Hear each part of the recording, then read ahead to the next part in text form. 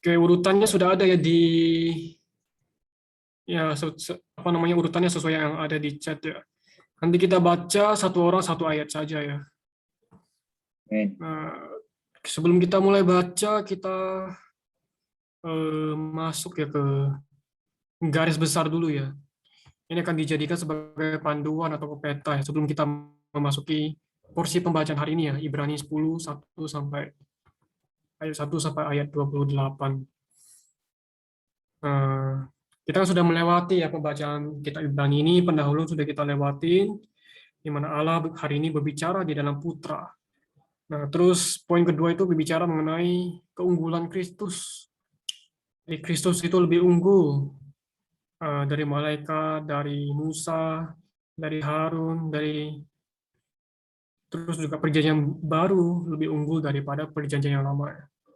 Nah, kita masih di poin D ya, dan juga peringatan keempat ya, sebagai sisipan. Jadi hari ini kita baca Ibrani pasal 10 ayat 1 sampai ke 28. Jadi poin kedua, kita masuk ke poin kedua sama poin peringatan keempat. Oke, jadi poin besar adalah penjajahan baru Kristus lebih unggul daripada yang lama. Jadi ingat ya, kita masih membahas PB lebih unggul daripada PL ya. Kita masuk saja ya ke Ibrani pasal 10. Tapi sebelum kita sama-sama baca dulu ya poinnya ya. Kan poinnya di pasal 10 itu ada di sini ya. Oke, mari sama-sama kita baca ya. 1, 2, 3. 2, persembahan-persembahan yang lebih baik, darah yang lebih baik, dengan kemah yang lebih baik dan lebih sempurna. Nah, jadi di sini banyak bicara mengenai persembahan dan darah ya, yang perbandingannya dengan perjanjian lama. Di perjanjian lama kan juga ada persembahan, juga ada darah ya. Apa sih bedanya dengan perjanjian yang baru? Oke, kita baca ya ayat 1 ya, sesuai urutannya, mulai dari Kak Renar. Amin. 1. Dalam hukum Taurat hanya terdapat bayangan saja dari hal-hal baik yang akan datang dan bukan wujud dari hal-hal tersebut. Karena itu dengan kurban yang sama yang setiap tahun terus-menerus dipersembahkan, hukum Taurat tidak mungkin menyempurnakan mereka yang datang beribadah. Sebab jika hal itu mungkin, bukankah orang tidak mempersembahkan kurban lagi? Sebab mereka yang melakukan ibadah itu tidak sadar lagi akan dosa setelah disucikan sekali untuk selama-lamanya. Tetapi justru dengan kurban-kurban itu setiap tahun orang diperingatkan akan adanya dosa. Sebab tidak mungkin darah lembu jantan atau darah kambing jantan menghapuskan dosa. Karena itu ketika ia masuk ke dunia, ia berkata, kurban dan persembahan tidak engkau kehendaki, tetapi engkau telah menyediakan tubuh bagiku. 6. Pada kurban bakaran dan kurban penghapus dosa, engkau tidak berkenan. Lalu aku berkata, sungguh aku datang, dalam gulungan kitab ada tertulis tentang aku untuk melakukan kehendakku ya Allahku. Di atas ia berkata, kurban dan persembahan, kurban bakaran dan kurban penghapus dosa tidak engkau kehendaki, dan engkau tidak berkenan kepadanya, meskipun dipersembahkan menurut hukum Taurat. Kemudian katanya, sungguh aku datang untuk melakukan kehendakmu. Yang pertama ia hapuskan untuk menegakkan yang kedua. Kita telah dikuduskan satu kali untuk selama-lamanya oleh persembahan tubuh Yesus Kristus. Ayat 11, selanjutnya setiap imam melakukan pelayanannya tiap-tiap hari dan berulang-ulang melakukan yang sama sekali tidak dapat menghapuskan dosa. Tapi setelah mempersembahkan hanya satu kurban saja, karena dosa, Kristus duduk untuk selama-lamanya di sebelah kanan Allah.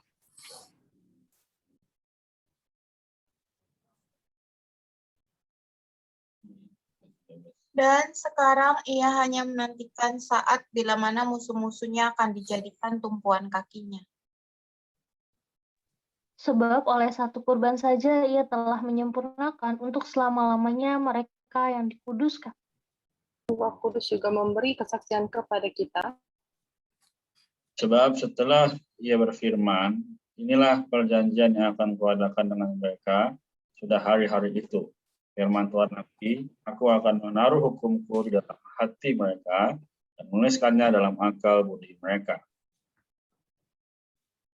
Dan aku tidak lagi mengingat dosa-dosa dan pelanggaran mereka.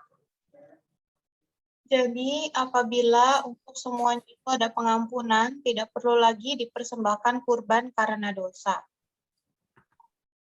Peringatan keempat. Maju Maju terus ke tempat Maha Maha Kudus dan jangan mundur kepada Yudaisme.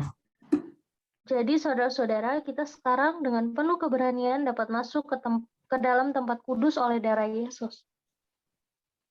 Karena itu, ia telah membuka jalan yang baru dan yang hidup bagi kita melalui tirai, yaitu dirinya sendiri.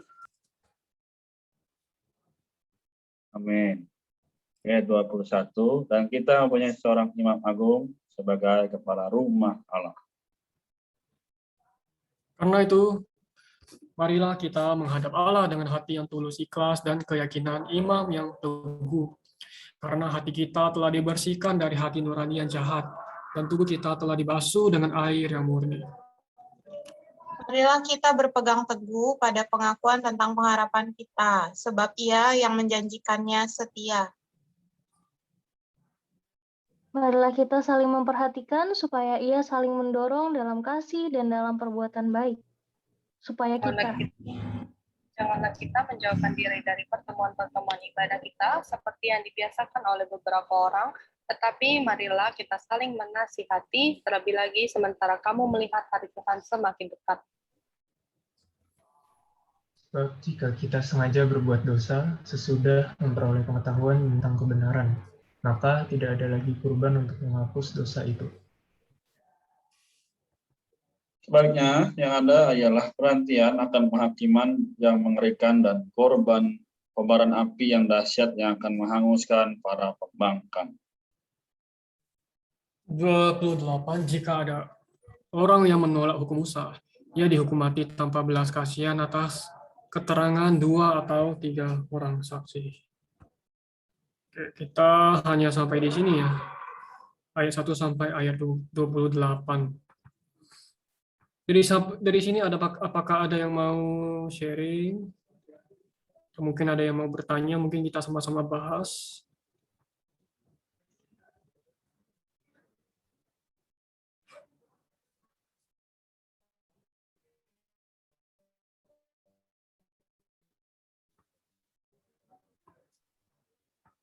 Apakah ada? Amin. Aku menikmati ya di ayat 14 ya, dikatakan sebab oleh satu kurban saja ia telah menyempurnakan untuk selama-lamanya mereka yang dikuduskan. Menyempurnakan di sini dalam artian Kristus telah menyempurnakan dan melengkapi kita melalui satu kali kurbannya. Jadi kita tahu bahwa Tuhan Yesus ini kan menjadi kurban ya bagi kita, dan melalui kurban ini sebenarnya kita tidak perlu lagi menerapkan tanda kutip kurban bakaran yang ada di dalam perjanjian lama. Karena konteksnya di sini kan orang-orang Ibrani itu kan sudah percaya Tuhan, sudah mengikut Tuhan, sudah tahu kebenaran, tapi mereka masih memegang Yudaisme mereka. Oleh karena itu penulis kitab Ibrani kembali meneguhkan ya orang-orang di sana bahwa Tuhan Yesus itu sudah merampungkan semuanya di atas kayu salib melalui darahnya ya. Jadi ketika kita sudah ditebus, kita tidak perlu lagi mempersembahkan kurban lagi. Aku juga terkesan ya bahwa melalui penebusan itu dikatakan di ayat 20, ia telah membuka jalan yang baru dan yang hidup bagi kita melalui tirai, yaitu dirinya sendiri. Jadi hari ini kita dengan diri Allah itu sudah tidak ada sekatan ya kalau kita tinggal di dalam Kristus karena dia sudah membuka jalan yang baru. Ya jadi di bawahnya juga kembali didorong ya bahwa kita itu harus maju ya, maju tadi ya di subjudul juga bilang kita perlu maju terus ke tempat Maha Kudus dan jangan mundur kepada Yudaisme ya. Jadi hari ini kita tahu bahwa ketika kita tinggal di dalam Kristus, kita ada satu jalan yang baru ya untuk menikmati Allah, kita tidak lagi terbelenggu oleh peraturan-peraturan dan lain sebagainya ya. Jadi puji Tuhan hari ini kita sebagai orang Ibrani, kita perlu menyeberang ya dari segala peraturan, hukum Taurat, ketentuan-ketentuan yang ada, menyeberang kepada diri Kristus, kepada Allah melalui Kristus ya, sebagai tangga surgawi kita, juga sebagai jalan yang baru itu ya, puji Tuhan. Amin. Thank you, Kak Maria. Amin. Aku juga mirip-mirip sama Kak Maria, tapi aku menikmati di dalam ayat ke Oh ya, 5. hari ini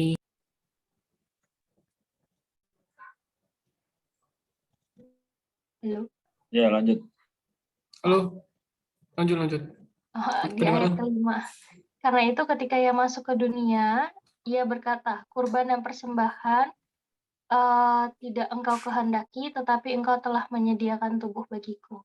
Puji Tuhan, hari ini kita tidak perlu lagi mempersembahkan kurban persembahan dengan wujud fisik ya, maksudnya seperti lembu jantan, kambing jantan, dan lain sebagainya. Tapi Kristus sendiri telah menjadi kurban penghapus dosa bagi kita.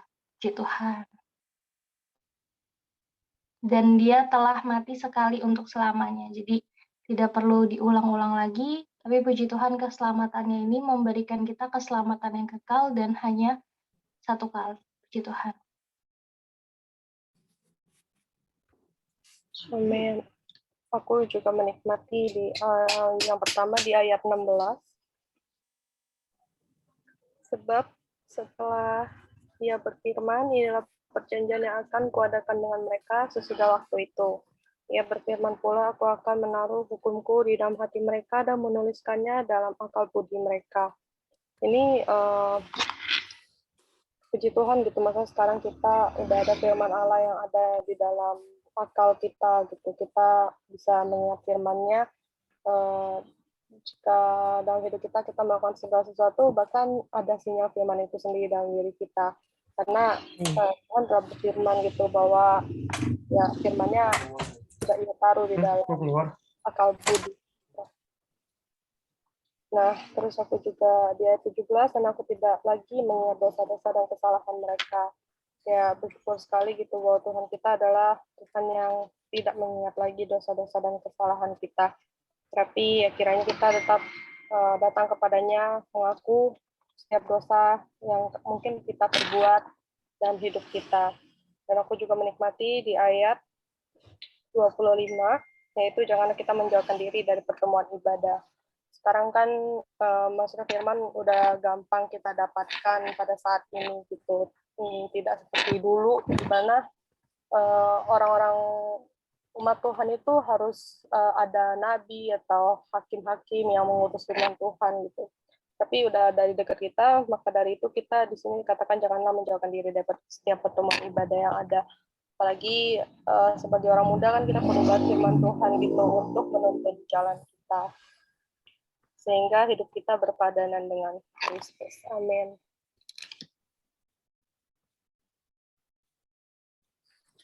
Amin. Thank you, Mika. Amin. Ada lagi?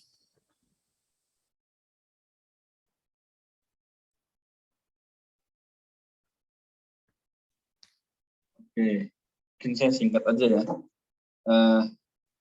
Ketika baca Ibrani ini, sebenarnya kan kita dari kitab Ibrani ini ada 13 pasal ya. Nah, namun di pasal yang ke-10 ini adalah seperti terang yang menerangi saya ya. Jadi ketika baca ya dikatakan di sini ayat 16, sebab setelah ia berfirman, inilah perjanjian yang akan kuadakan dengan mereka sesudah hari-hari itu. Firman Tuhan lagi, aku akan menaruh hukumku dalam hati mereka dan menuliskannya dalam akal budi mereka. Nah, ketika saya baca ini berulang-ulang ya, bukan berulang-ulang tadi, terus juga sebelum-sebelumnya sudah pernah saya baca saya ini berpikir, Tuhan, kan Dikau sudah berkata bahwa Dikau ini menaruh hukum di dalam hati setiap manusia dan menuliskannya dalam akal budi mereka. Namun mengapa hari ini manusia masih ada, atau banyak sekali mungkin ya, kita tidak tahu berapa banyak, yang tidak concern atau tidak peduli atau seperti acuh tak acuh terhadap firman Tuhan ini. Ya. Bahkan sebenarnya Tuhan sendiri sudah tidak lagi mengingat dosa-dosa dan pelanggaran manusia. Nah, saya kembali betul-betul bersyukur ya, bahwa sebenarnya kita tinggal datang padanya, ya. Kita baca firman-Nya, ya. Juga ini adalah satu perkara yang penting, yaitu kita maju terus, ya. Harus maju, ya, melihat situasi ke depan bagaimana kita tidak menjadi orang yang lost, ya, tapi kita perlu datang mengucap syukur karena Tuhan telah menjadi kurban, sehingga kita tidak lagi perlu mengalami namanya api neraka nanti. Nah, tapi sebenarnya saya juga kembali berdoa, ya Tuhan, sungguh kuduskanlah orang-orang pada zaman ini, khususnya orang-orang muda. Karena apa? Karena iblis semakin gencar, ya. Dia menggunakan berbagai macam cara, tipu muslihatnya, sehingga menyebabkan manusia ini sibuk, ya. Tapi sekali lagi juga tadi perikopnya dibilang bahwa apa? Kita perlu melihat kepada Kristus yang lebih baik daripada semua. Jadi ini perlu proses. Ya, jadi kita sudah sampai bulan Oktober, 10 bulan yang lalu, ketika awal tahun itu ada, tahun 2021 Januari, apa yang kita telah persembahkan? Apa yang telah kita janjikan dengan Tuhan? Boleh mungkin kita ingat-ingat lagi, kita sama-sama berdoa, supaya Tuhan menguatkan kembali visi, penglihatan kita akan keselamatan. Jadi ini yang bisa saya bagikan di Tuhan. Amin. Kelihatannya nggak ada lagi ya. Apa Esau mau? Dikit aja kali. Nanti aja ya. Ya, penikmati di ayat 25 juga ya. Oh ya, 25. Itu ayat lumayan ini ya, favorit tuh ya. Udah sering dengar. Nah, itu bilang janganlah kita menjauhkan diri dari teman-teman ibadah kita. Gitu kan. Ya, kalau dari pengalaman aku sih ya, kalau misalnya aku lagi banyak dunia yang masuk nih, apa entertainment segala macam gitu ya, banyak yang dunia yang masuk, terus tapi kayak sepanjang hari itu misalnya nggak kontak sama Tuhan. Kadang-kadang mau datang pada Tuhan, datang sidang tuh jadi gimana ya, kayak kurang berselera gitu ya. Nah, ya ini kembali ngingetin aku juga gitu. Ya penting ya bahwa dalam satu hari itu kita terus berkontak dengan Tuhan gitu ya. Maka ya kita datang sidang tuh jadi ya, nggak ogah-ogahan gitu. Ya, itu aja. Amin. Ini sebenarnya lanjutan dari kemarin sih. Kemarin kan kita agak BFV ya. Kemarin kan kita bicara mengenai, harusnya kita baca mengenai poin ini nih. Kan kita masih perlu ingat ya, pokok dari kitab ini adalah Kristus lebih unggul dari segala sesuatu kan. Dan juga perjanjian lama lebih unggul dari, perjanjian baru lebih unggul dari perjanjian lama. Nah, jadi di dalam perjanjian lama kita bisa melihat ada tempat kudus buatan tangan manusia ya. Aku coba sedikit share screen bentar ya. Nah, ini kan ada tabernakel ya. Nah, di sini ada pelataran luar, tempat kemah kudus, kemah, kan ada 3 kemah ya. 2 kemah di sini ya. Pelataran luar, tempat kudus, dan tempat maha kudus. Jadi kan kita perlu iman jadi perantara kita ya, untuk pengampunan dosa kita ya. Jadi perlu pertama-tama iman masuk ke sini, potong, cuci, pecik darah, dia harus melewati semua ini, baru masuk ke dalam. Jadi perlu imam besar menjadi perantara kita untuk pengampunan dosa. Itu kan perjanjian yang lama ya. Hari ini ya kita nggak perlu lagi kurban fisik. Kita nggak perlu lagi imam seperti Imam Harun gitu. Hari ini kita juga nggak perlu lagi ke Yerusalem, nggak perlu lagi ke tabernakel ya. Karena Tuhan sudah menyediakan semuanya. Tuhan sudah menjadi penggantinya. Dia sendiri adalah imam besar. Kan tanpa penumpahan darah tidak ada pengampunan dosa kan. Ya Tuhan memberikan darahnya sendiri. Dikatakan ya bahwa dia adalah anak domba yang telah menghapus dosa dunia. Itu di kitab Yohanes ya. Jadi ya apa yang tadi kita lihat itu ada pelataran luar, ruang kudus, ruang maha kudus itu semua hanya bayangan. Hari ini sudah ada realitasnya yaitu Kristus sebagai realitas. Ya dulu itu kan perlu kurban, kalau dosa perlu kurban terus ya. Dan tiap kali kan melakukan yang sama, iman terus harus ada kurbannya, ada penggantinya. Tapi Kristus itu sudah melakukan sekali untuk selama-lamanya. Ya Kristus mengorbankan dirinya ya, untuk menanggung dosa kita sekali untuk selama-lamanya. Kalau di sini bicara perjanjian lama itu yang nggak bisa menghapus dosa kita, hanya bisa menutupi. Tetapi hari ini perjanjian baru dosa kita bisa dihapus karena ya Tuhan itu sudah menyempurnakannya, menggenapkannya. Jadi nggak perlu setiap tahun kita beli kurban kambing terus lembu jantan, nggak perlu lagi. Kita hanya perlu mengaku dosa kepada Tuhan, datang pada Tuhan. Ya kita perlu maju ke tempat Maha Kudus. Ya kita nggak bisa mundur lagi seperti orang Yahudi ya, yang mundur kepada Yudaisme, yang mundur kepada caranya perjanjian lama. Mereka masih mau ke tabernakel, masih mau mempersembahkan kurban, masih perlu darah, masih perlu perantara imam. Hari ini ya kita perlu Kristus saja. Kristus sebagai imam, Kristus sebagai kurban itu. Sehingga kita bisa sendiri, ya kita bisa penuh dengan keberanian untuk masuk ke tempat kudus oleh darah Yesus. Imam kan kalau mau masuk ke tempat Maha Kudus perlu darah Yesus. Ya perlu darah, percikan darah ya.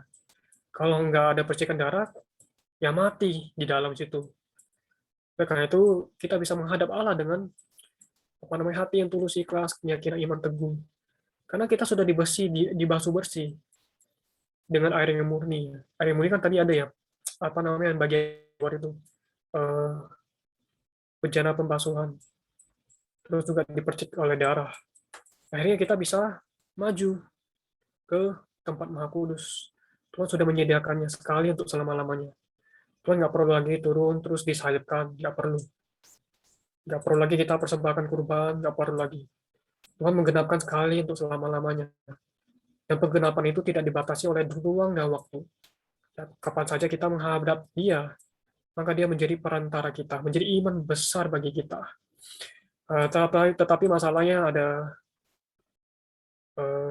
masih ada orang-orang yang masih mundur ke dalam Yudaisme. Mereka sudah tahu kebenaran, ya, tapi mereka masih mundur ke Yudaisme. Mereka di ayat 26 dikatakan. Kalau 25 tadi kan sudah dijelaskan ya oleh Excel ya. Ya kita nggak bisa menjauhkan diri dari pertemuan-pertemuan ibadah. Ya ke sidang, ke gereja, nggak bisa lagi.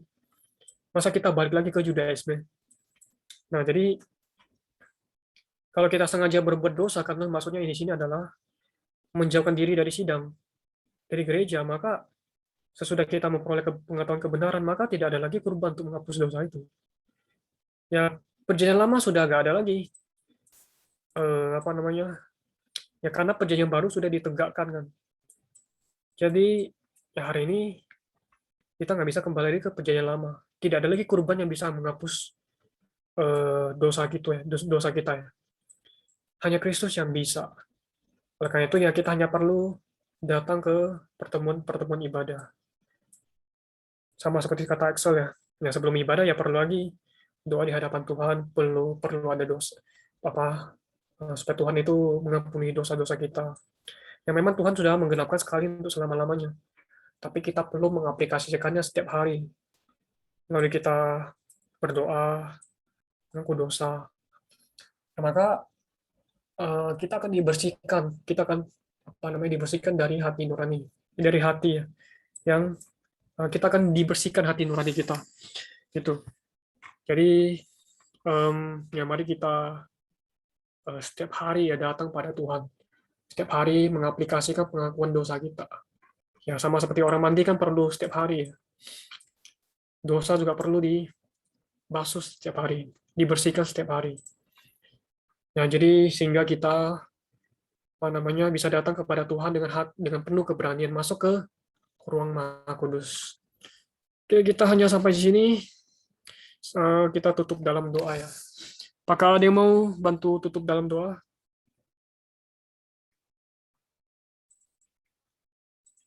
Apakah ada?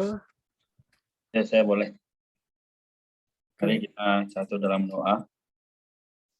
Tuhan kami yang kami sembah, yang kami kasihi, malam hari ini kami mengucap syukur boleh baca kita bersama.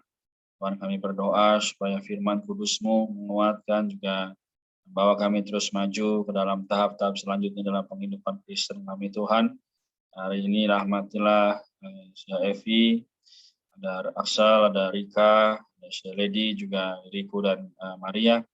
Sama-sama berdoa Tuhan supaya kami boleh semakin teguh dalam iman. Juga berkati saudara kami, teman-teman yang lain bisa hadir. Kuatkanlah mereka agar melalui kefas ini Tuhan, kami semakin dibangunkan dalam kasih kepada Kristus. Tuhan, kami percaya bahwa segala sesuatu yang terjadi dalam kehidupan kami tidak lain dan tidak bukan adalah menunjukkan bahwa Dia adalah Allah yang mulia. Terima kasih Tuhan, kami berdoa, kami mengucap syukur. Amin.